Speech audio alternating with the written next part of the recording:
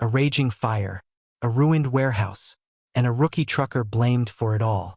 But what if the real culprit was hiding in plain sight, and the only man who saw it was the janitor no one ever noticed? Stay with me, because what he uncovered will change everything. The sky was a bruised shade of gray when the first flames licked at the steel beams of Lighthouse Logistics' central warehouse. It started with a spark, small, almost insignificant, but in the dry air of an unusually hot spring night, it didn't take long for that spark to become something far more dangerous. Smoke curled into the rafters as alarms began to wail, echoing through the cavernous interior. Workers scrambled, some shouting, others frozen in disbelief. By the time the fire department arrived, the blaze had already consumed one entire wing of the facility and was making fast progress toward the main storage area. Inside the chaos, George Roberts stood motionless, his face streaked with soot and sweat, eyes wide as he watched the inferno devour months of inventory. He wasn't supposed to be here tonight. Shifts had changed hours ago, but a last-minute call from dispatch had sent him back to pick up a misplaced manifest. Now, standing just outside the danger zone, he felt the heat press against his skin like a living thing. "Who's in charge here?" shouted a firefighter, pushing past security. A man stepped forward, Carlton Peterson, owner and CEO of Lighthouse Logistics. He was tall, broad-shouldered, and dressed like someone who hadn't seen the inside of a warehouse in years. His sharp suit was already stained with smoke, and his jaw was tight with fury. "This is a disaster," he muttered under his breath, scanning the scene. "Someone's going to pay for this."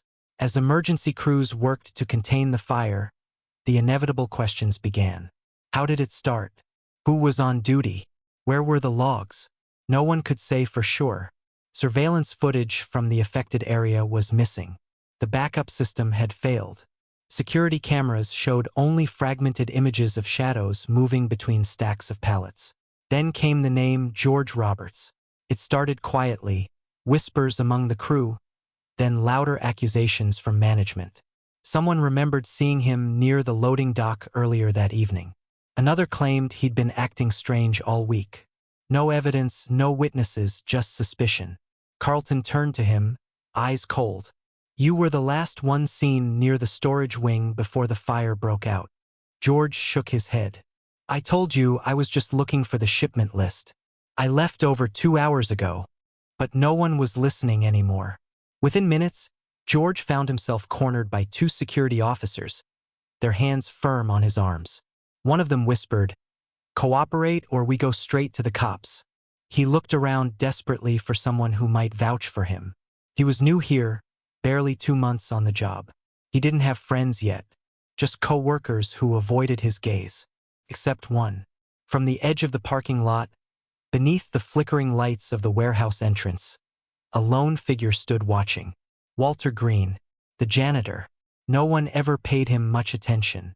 He was always there, sweeping floors, mopping spills, fixing broken lights, but never really seen. Tonight, though, he was watching closely. His eyes narrowed as he studied the scene. Something about the way the fire spread, the timing, the lack of video. It didn't add up. He had spent nearly 20 years in military intelligence tracking patterns, reading people and spotting lies. And what he saw now wasn't just a tragic accident. It was a setup. Walter took a step forward, then stopped himself. Not yet. He needed to understand more before he said a word. George, meanwhile, was being led toward a patrol car, his protests growing weaker with each step. "I'm telling you, I didn't do this." But the damage was done.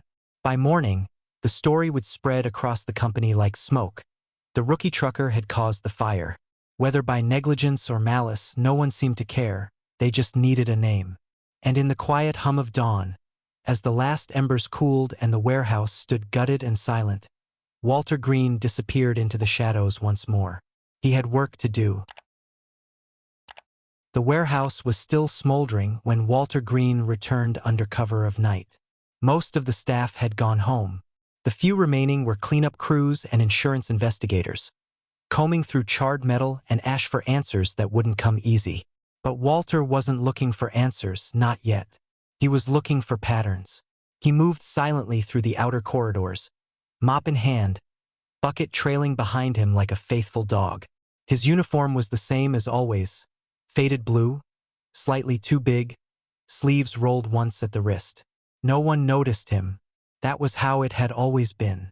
Invisibility was a skill he'd mastered long before he ever picked up a broom.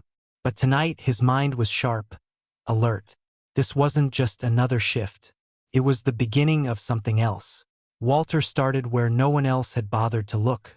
The maintenance logs, buried beneath layers of digital bureaucracy and forgotten folders on the warehouse server. They told a story most people wouldn't recognize. And Walter recognized everything. The backup fire suppression system hadn't failed due to age or accident. Someone had disabled it manually. Not just the sprinklers, but the alarms, too. The logs showed an override command sent from a terminal inside the logistics office. A terminal only Carlton Peterson and his head of operations, Dennis Reyes, had access to. That didn't mean either of them did it. But it meant someone close to them had. Walter leaned back in the chair, rubbing his temples. He was getting older, but his instincts were still sharp. Something about this felt deliberate, too clean and convenient. And then there was George Roberts. Walter had watched the young man being dragged away in front of the parking lot cameras, shouting his innocence to anyone who would listen. Most people saw panic. Walter saw fear, not guilt. He needed to see the fire origin point himself. The next morning, he made his way to the damaged wing. Caution tape flapped in the wind, and scorched shelves stood like skeletal remains against the light filtering through broken windows. Walter crouched near the base of what used to be a storage rack, now twisted and blackened by heat. He ran a gloved hand over the floor. There, just beneath the layer of soot, was something out of place. A small metal fragment, jagged, almost like a shard of a circuit board. Not random debris. Not part of the warehouse structure. A piece of something else. Walter slipped it into his pocket without a word. By midday, he was already reviewing schematics of the warehouse layout. He found inconsistencies. A power conduit that should have been here, but wasn't.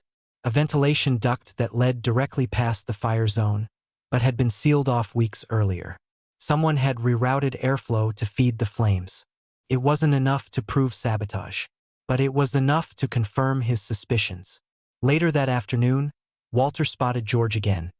Not at the warehouse, but outside the main office building.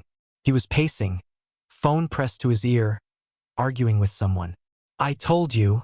I didn't do anything," George snapped. "They're saying I might face charges." Walter approached slowly, giving the younger man time to notice him. George turned, surprised. "You again?" Walter nodded. "I believe you." George blinked. "What? You don't even know me." "I know enough," Walter said. "Tell me exactly what you saw that night." George hesitated, then walked closer. "I came back for the manifest, dropped my keys off in the break room, then went to the loading dock to find it. Wasn't even near the storage area."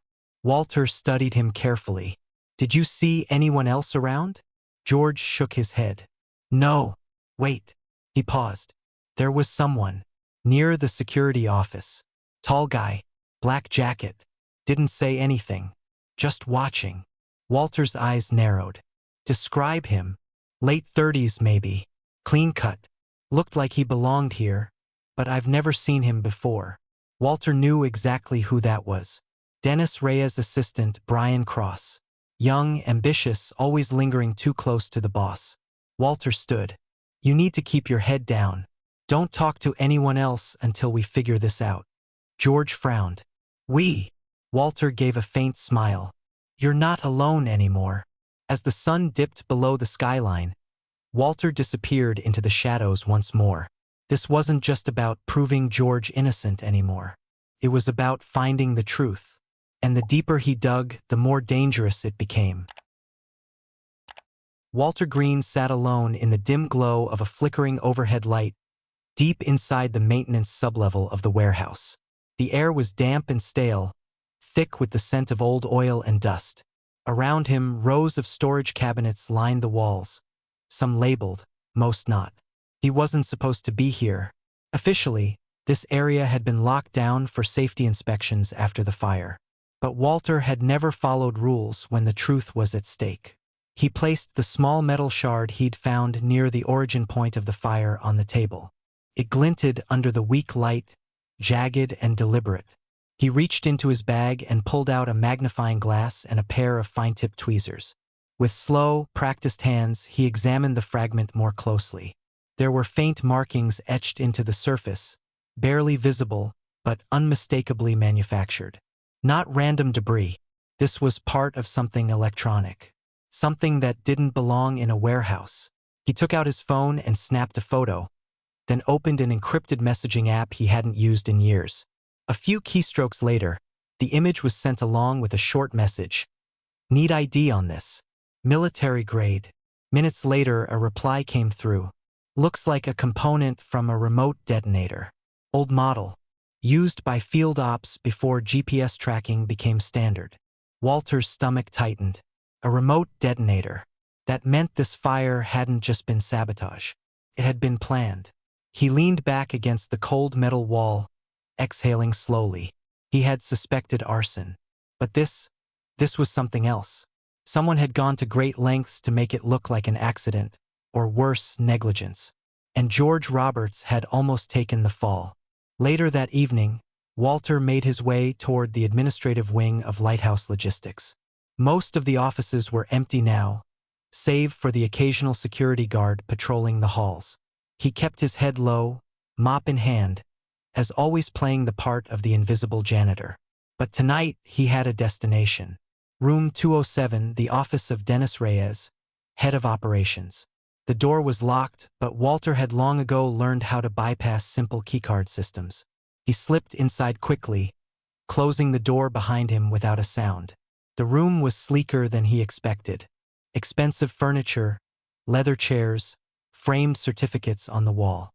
On the desk sat a nameplate, polished and professional. Dennis Reyes, Director of Logistics and Compliance. Walter moved straight to the computer. He pulled a small USB drive from his pocket, a relic from his past life, and inserted it into the port. Within seconds, the program began extracting data from the system.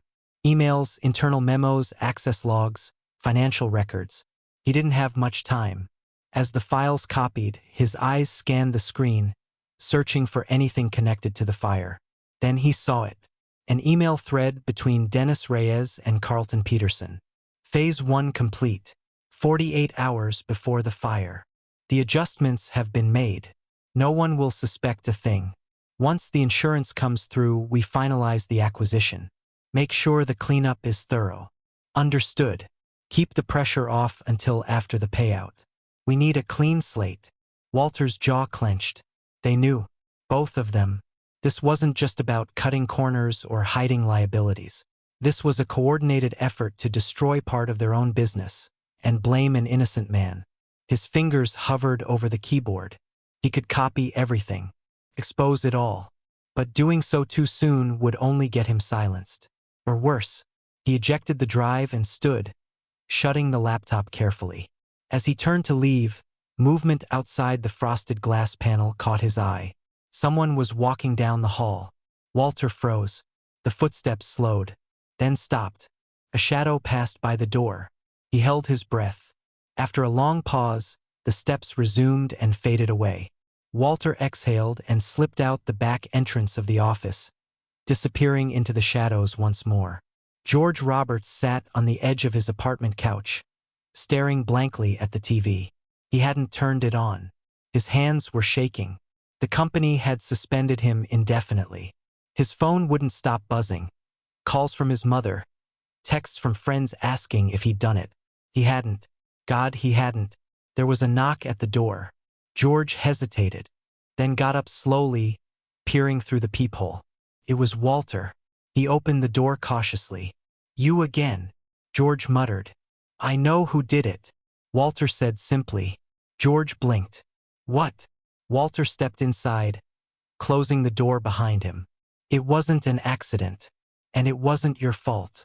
George ran a hand through his hair. Then what the hell happened? Walter handed him the USB drive. Start reading. You're going to want to see this. George stared at it. You're serious? I've seen enough fires to know when one's been lit on purpose, Walter said. And this one? It was set for a reason. George looked up at him, eyes wide. So what do we do? Walter's expression darkened. We dig deeper. And somewhere, in the distance, thunder rumbled across the city sky. The rain had started just before dawn, a slow drizzle that slicked the pavement and blurred the city skyline. By mid-morning, it was coming down in sheets. Inside the Lighthouse Logistics boardroom, the air was thick with tension, heavier than the scent of burnt coffee brewing in the corner. The room was full. Carlton Peterson sat at the head of the table, his jaw tight, fingers steepled. Dennis Reyes stood nearby, arms crossed, eyes darting between the faces around him. Security officers lingered near the doors. Investors watched from the video feed on the massive screen mounted to the wall. And then there were the two men no one expected to see here today, Walter Green and George Roberts. They stood side by side, not in uniform or suits, just two men who had uncovered something they weren't supposed to find. Walter placed a tablet on the polished wood table. It displayed a timeline, blueprints, financial records, email exchanges, audio files, a mountain of evidence all pointing in one direction. This fire, Walter began, voice calm but firm, was not an accident. It was orchestrated. Silence fell like a hammer. Carlton finally spoke, his tone sharp. This is absurd. We've already determined. You've determined nothing. Walter cut in. You assigned blame because you needed a scapegoat. But I've spent 20 years reading people and patterns. And this was deliberate. He tapped the tablet. The screen changed to show the warehouse's internal schematics. The backup suppression system was disabled remotely. The sprinklers didn't activate because someone knew exactly how to shut them off. The fire alarms were tampered with. Someone rerouted airflow through sealed vents to accelerate the spread of flames. He looked directly at Dennis Reyes. You did your homework, made sure the damage would look accidental. But you missed something. Dennis stiffened. What? Carlton asked, though his voice lacked conviction now. Walter turned the tablet toward him. A detonator fragment, military grade, found at the origin point of the fire. Gasps rippled through the room. That's impossible, Dennis said, trying to sound confident. There's no way that could have been planted without someone seeing. Oh, someone saw, Walter replied. Me. Another tap on the screen. A new file appeared. An encrypted message chain recovered from the maintenance server. I traced the access logs back to this office. Walter continued, nodding toward Dennis. You sent the override command for the fire systems 42 minutes before the blaze started. And less than an hour later, you authorized a false report stating the system had failed due to routine maintenance. Dennis opened his mouth to speak, but Carlton beat him to it. Why? His voice was quieter now, almost hollow. What was the point? Walter exhaled. Insurance. He tapped again. A new document filled the screen. A private acquisition deal, he explained. One that required Lighthouse Logistics to reduce assets and liabilities before finalizing the sale. The fire wiped out nearly 30% of your inventory, most of it overinsured. You filed the claim within hours. Carlton stared at the screen as if it were burning him. But why go after George? Someone asked. Walter gestured to the young trucker beside him. He was new and proven, easy to frame. He was seen near the warehouse the night of the fire, and with the footage conveniently missing, well, you made it easy to pin it on him. George stepped forward. I didn't do anything wrong, he said, his voice steady. But I almost lost everything because of what you did. Silence. Then suddenly Dennis moved. He bolted for the door. Security reacted instantly. One of the officers tackled him before he reached the hallway. The room erupted into chaos. Hold him, Carlton barked, rising from his chair. Call the police. Dennis struggled, shouting. It wasn't my idea. It was his. All eyes turned to Carlton. No, Carlton said slowly. I never gave the order. Walter narrowed his eyes. But you knew. Carlton hesitated. Then quietly, yes. George clenched his fists. You let me take the fall. I didn't want to, Carlton admitted. But the pressure from the investors was too great. We were running out of time. Walter stepped closer. That's where you're wrong. You always had a choice. The silence that followed was deafening. Later that evening, under the dim glow of streetlights and the lingering scent of rain, Walter stood outside the warehouse, watching as investigators combed through the site once more. George approached, hands in his pockets. They offered me my job back, he said. Walter nodded. Good. And they want to promote you. Walter smiled faintly. Didn't expect that. Head of security, George added. Not bad for a janitor. Walter chuckled. Guess some things don't stay hidden forever. George looked out over the damaged building. I used to think justice only happened in movies. It doesn't, Walter said. It happens when someone decides to do something about it. George glanced at him. Thanks for believing me. Walter clapped him on the shoulder. You're not the only one who needed to be seen. Behind them, sirens wailed in the distance. The truth had come out, and Walter Green felt like he was exactly where he was meant to be. Sometimes the truth hides in plain sight until the right person decides to speak up. What would you do if your voice could change everything? If you enjoyed this story, don't forget to like, share, and subscribe to embrace the journey for more gripping tales of justice, courage, and unexpected heroes.